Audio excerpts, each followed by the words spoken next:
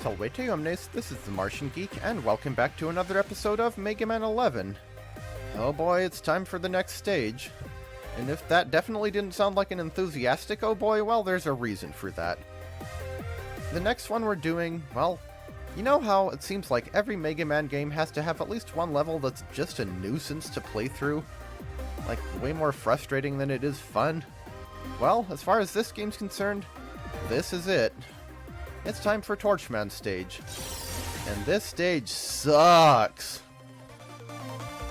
Well, it starts off innocently enough, but, well, we'll see why the stage is so awful soon enough. For now, let's just relax, because we can enjoy a nice nighttime campground. And some enemies where I can never tell if they're frogs or bunnies. I mean, they're green, so I'm assuming they're frogs, but they kind of look like bunnies. They have the ears and everything.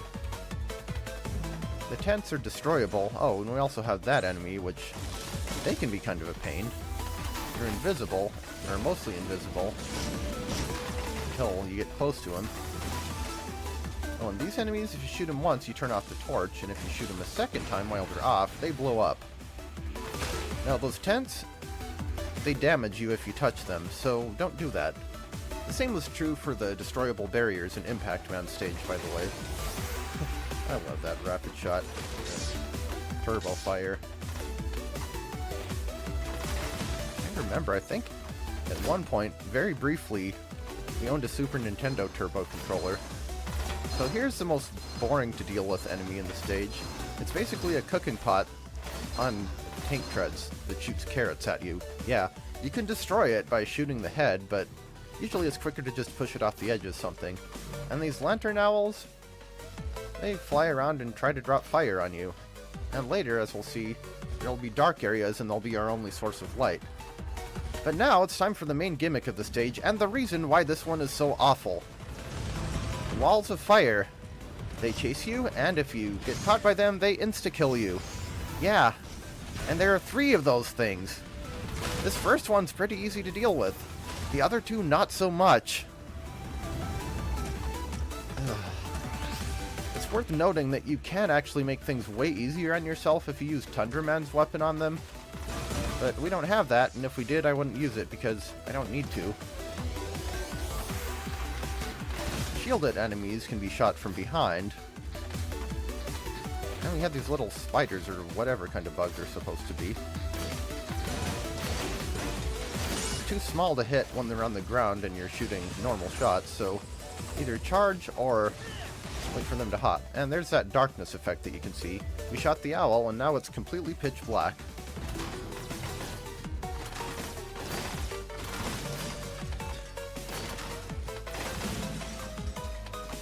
Moving on. So, for this part, you want to shoot each of these exactly once, because then you can use them as platforms to get this one up. I probably should have shot the owl beforehand, but I couldn't remember if it would make the stage dark or not. And now it's time for the mid-boss, Sparky the Barbecued Turkey. Rapid fire works very well on him, and I imagine most mini-bosses. He can get relit by that owl. Maybe we should show off more of what he can do, but it doesn't really matter. There's actually an achievement for defeating him before he gets lit back on fire. I already had it, but, well, I have it again. Unfit checkpoint. Another one of these, and you can probably guess what's coming up next. Yep, it's time for the second Flame Wave section. And this, I think, is the worst of them. Like, you practically have no leeway. If you get hit by anything once, and you might still be able to make it twice. Oh, and if you end up on this lower path here, you probably won't be able to make it. Yeah. Yeah, that's what usually happens with that. At least we got a couple extra lives. Why do these enemies exist? They're not threatening, they're just boring.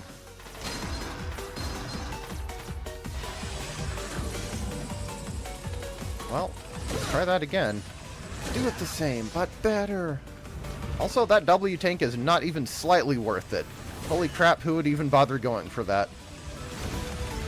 This part right here is the worst, because you have to be very precise so that you don't get caught on the ceiling. Now in this part, we can demonstrate something rather amusing. I guess I didn't mention it earlier, but these torch enemies can heat up this metal, and it'll damage you if you stand on it while it's hot, but what they demonstrate here is the hot metal can actually affect these things too.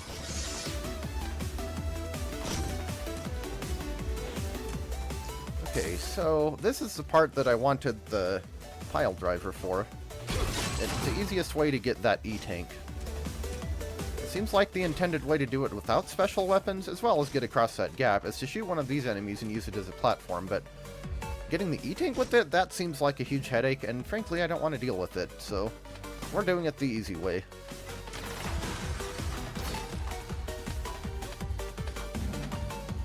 We have another section with the owls, and they really like to combine these two, don't they?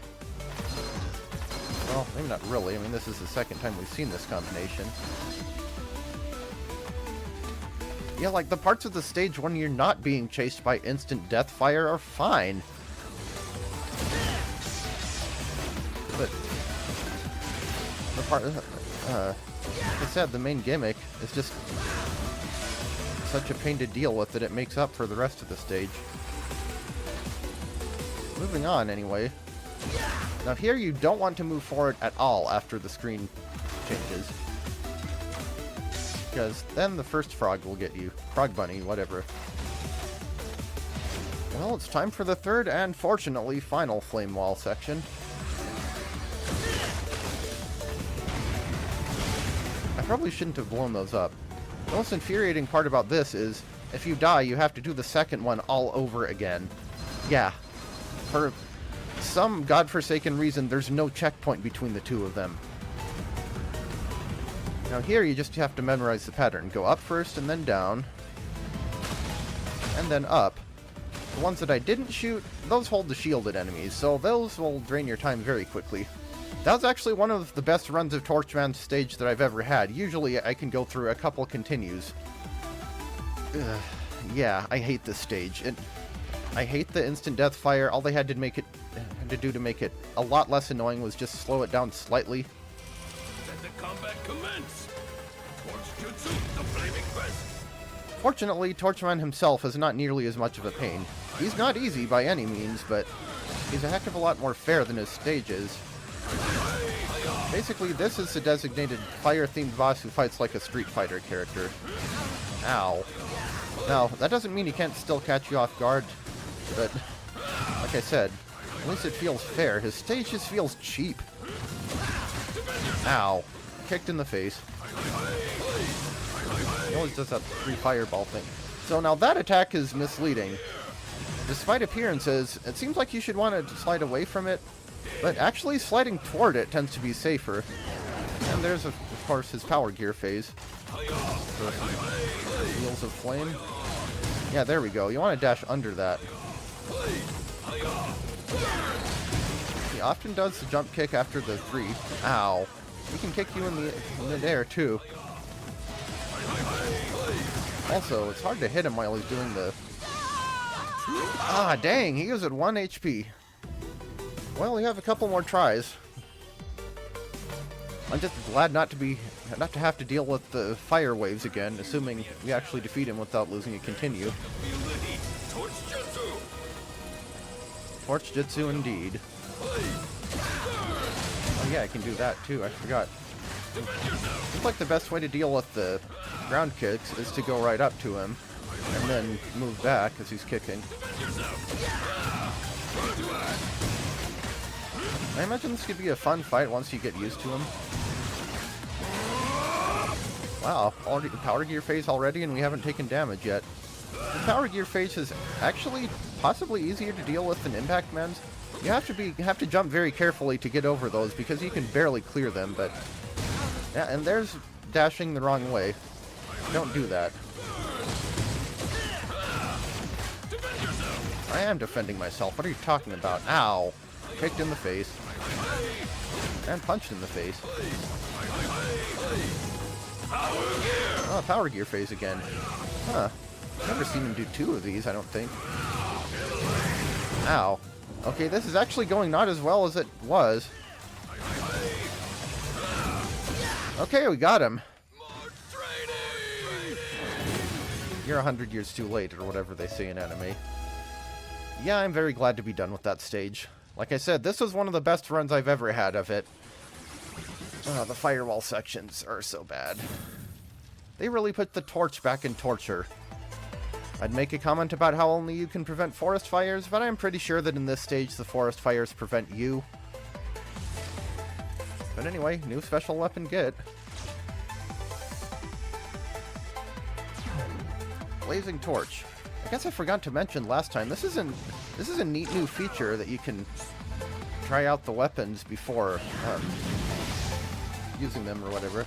Spit a searing ball of flame into the air. This fireball crashes back down to earth just like Torchman's powerful jump kick. Try it while power gear is active to boost the firepower. So yeah, it's kind of an awkward angle for hitting things ahead of you, or directly in front of you, I mean, but for hitting things above you or below you, this nice triangular sort of deal. And if you charge it up, you get 3 fireballs. Yeah, I didn't mention it last time, but like I said, this is honestly a pretty good new feature, and I hope they continue with it, assuming they ever make any more Mega Man games.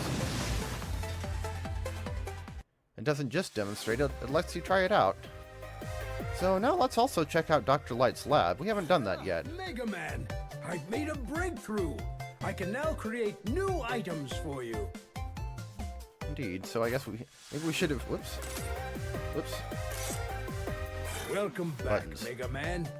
If you have any bolts, let me build So maybe I should have visited this first thing. Oh well. We can buy 1-ups for 50 bolts. Okay, E, W, and M tanks for 100, 100, and 300. Excuse me. We can get a super guard, which halves our damage for 1 stage. And we can only carry 1 of those. We can get an eddy call for 20, which dispenses a random item. I've never been 100% sure on those. I don't use them often enough. I think it just happens at the beginning of the stage, but maybe you can summon him whenever. Beat calls, they rescue you from pits. Not other instant death hazards, sadly. Beat, please fly me very quickly away from Torchman's fire. And a mystery item that we haven't unlocked yet. Yo, Mega! Can I interest you in some parts? Well, probably. We have the energy balancer, as always, for 100. Another mystery part. Auto charge chip, that does what it says. It auto charges the Mega Buster. And we have this, the Buster Plus chip. I think that isn't unlocked from the start, and you get it after using the Buster a lot. It increases the Mega Buster's energy output. Makes shots a little bigger so they're more likely to hit enemies. Now that would be very useful for how often I use the Buster compared to special weapons, but it also seems kind of overpowered for that reason. So I think I'm going to hold off on that until we get to the Wily stages. Another item that we haven't unlocked, excuse me, Spike Boots, which make you less likely to slip on icy surfaces. They cost 300 and they're useful in exactly 1 stage, and that stage isn't terribly difficult anyway, so kind of pointless. Shock Absorber negates the recoil when firing a high-powered Mega Buster shot. To be honest, I tend to forget about the recoil, actually. I don't think it's ever put me into a hazard before, but probably. Energy Dispenser, an item for master players. This reduces your energy gauge, but makes the ace in the hole double gear technique available immediately. It costs 1,000 bolts, and it's high risk versus high risk, high reward. And I don't even use the double gear, so yeah, pass on that one. A bunch more things that we haven't unlocked. And the Mystery Chip, a mysterious device that provides a special bonus when you complete a stage in a short time. I don't remember what this actually does. Like, I don't know if it drops an item for you at the end of the stage if you're quick enough, or gives you bolts, or what. I'm kind of curious about it. And we have a Buddy Call Plus and Tank Container, which just increase your maximum Eddy Calls and Beat Calls, or E and Weapon Tanks, respectively. We start out only being able to carry 6 of each, but these will make it 9, as most games. I'll worry about that once I actually start maxing them out, but we're a long way from even getting 6. So I pretty much always get the Energy Balancer, because it doesn't make me too powerful, and it doesn't have any drawbacks. But I'm kind of curious about this Mystery Chip. We don't have enough money to afford both, but it'll be easy enough after the next stage. So yeah, Otto, you can interest me in this thing. Sure. And there you have it. Part complete. I guess one downside about doing a lot better on that stage than I did before, because I had to re-record it due to a bad, improper setting, is I didn't get as many bolts. So if you want a lot of money, die a lot. Anyway, that is 2 stages down, so we'll call it here. See you in the next episode.